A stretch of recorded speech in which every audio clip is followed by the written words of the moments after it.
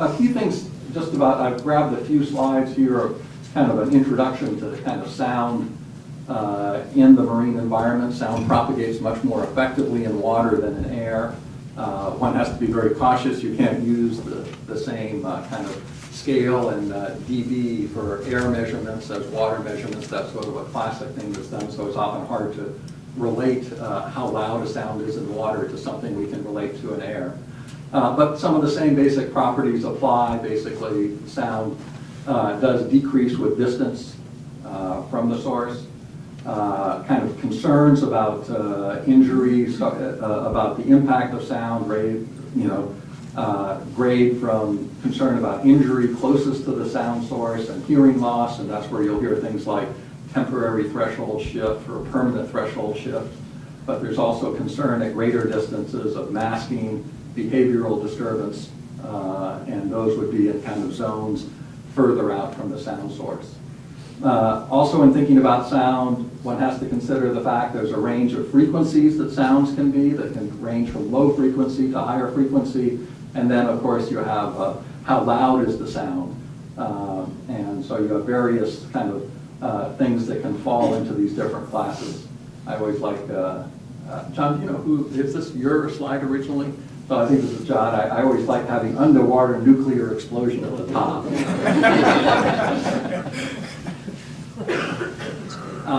A lot of the concern about sound has focused on mid-frequency sonar. And this is an interesting point. We'll have some relevant to work both that's being done here in Southern California and is going to be an issue in the future. And a lot of this has stemmed from the fact there have been a number of these instances of underwater Navy exercises occurring coincident with strandings, primarily kind of multiple animal live strandings of beaked whales, and a number of these tied to different Navy exercises. And sometimes there's very good data. This is taken from the 1996 exercise off Greece, where kind of ship movements actually tied with the incidents immediately following of strandings on the beach. And these little dots actually show locations of Cuvier's beaked whale strandings, coincidence with some of these ship movements that were using sonar. At the time, the concern was that it was this form of LFA, what do they call it? LFAS, I think is the NATO version of it, but apparently they were also using the mid-frequency sonar, and that's probably what has been shown to be most likely related. What got the attention in the kind of U.S. area has been the Bahamas event in 2000, where again, Navy exercises occurred coincidence with a number of strandings of both Cuvier's beaked whales and dense beaked whales, Langeville's beaked whales in the Bahamas. There have been kind of various studies done. There was actually a study done here in the, I'm blanking out on what year it was done, but LFA sonar this is a slide taken from that. It was one of the phases of the LFA sonar, which is a lower frequency sonar, but on much fewer ships at present and used in much more restrictive circumstances. And an LFA sound source ship was actually used here in Southern California in an experiment off San Nicolas Island, coincident with both visual observations, some tag data that Don Kroll was getting, some aerial surveys that we were actually involved with, and focal observations done from a platform. And so there have been some actual past studies done. There's a poster up right now that talks about some of the planned work in future years that would actually be a behavioral response type study with mid-frequency sonar type sounds scheduled to begin in this summer and occur over the next 5 years.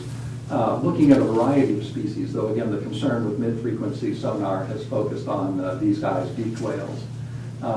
There's been a behavioral response study going on in the Autek range in the Atlantic, and this would be a similar effort. Beaked whales are kind of an amazing species that we knew very little about, one of the hardest to study of all of the marine mammal species. And if there's been anything that's represented a revolution in the marine mammal field, it's been the degree to which we have learned and been able to study beaked whales just over the last 10 years. and a number of researchers, people like Gustavo, have really interesting studies going on, and there are studies going on in Southern California, and kind of new findings. I mean, this is a group of animals that we know so little about that there will probably be one or even several new species described that are currently unknown to science over the next 5 to 10 years, and that's how poorly they're understood. Very long divers, pelagic, often at low densities. So we have a really interesting case here in Southern California in that several studies are now underway on the Navy range west of San Clemente Island. And this is an instrumented range. And so a collaborative study with the Navy, the Scripps, Cascadia, has been starting to focus in that area, both at using the array of hydrophones that are mounted there to identify and track the species that are occurring there, but also to allow research to be done. And this shows small vessel tracks west of San Clemente Island, and all of these dots show locations of beaked whale sightings. So to be able to have an area where you both have Navy exercises, a high density of beaked whales, and a tool that lets you find and locate these animals is an amazing resource. And one thing it is already showing is that even though there's clearly this impact and concern of strandings of beaked whales related to mid-frequency sonar, there are examples where these two are occurring coincidentally. One of the most active areas used by the Navy is this area of high-density beaked whale occurrence. So it provides a very interesting study platform and chance to learn about how these animals are both using the range and reacting to sonar. So again, I invite you to see Brandon Southall and Lori Mazuka have a poster on this planned work for the future that's out in the entryway. There already is work that's been going on a number of years there that includes photo identifying the individuals using that range. So already there are approximately 65 individuals that are being tracked. There are already cross-year sightings that are occurring, so they're providing important data on, again, this very hard to study species. I was going to just mention a couple of other efforts that have been made to look at kind of this underwater sound threat to marine mammals and what that looks like. We've had cases where air guns were used by USGS, and we actually ran a bunch of tracks through an area that a USGS vessel was using an air gun. Those were extremely kind of small. It was a single, less than 100 cubic inch air gun, as opposed to what's often used in oil exploration, where you're dealing with a large array of air guns totaling thousands of cubic inches. But we were able to both look at how whales kind of moved around that. In this case, we didn't document much of a shift in distribution. And we did have a tagged animal, and air gun signals did appear on the tag. You could hear what the animal was hearing in terms of exposure to it.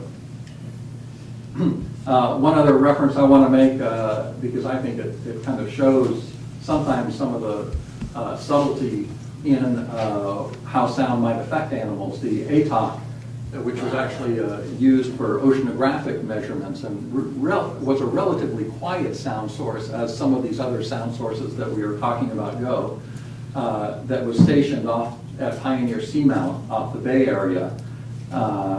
In the 1990s, there was a 3-year study where aerial surveys were repeatedly conducted in a grid centered over where the sound source was, and the sound source went through periods that were on the order of a week or two where it was not operating and then was operating. And we had some 40 parallel aerial surveys of the same area.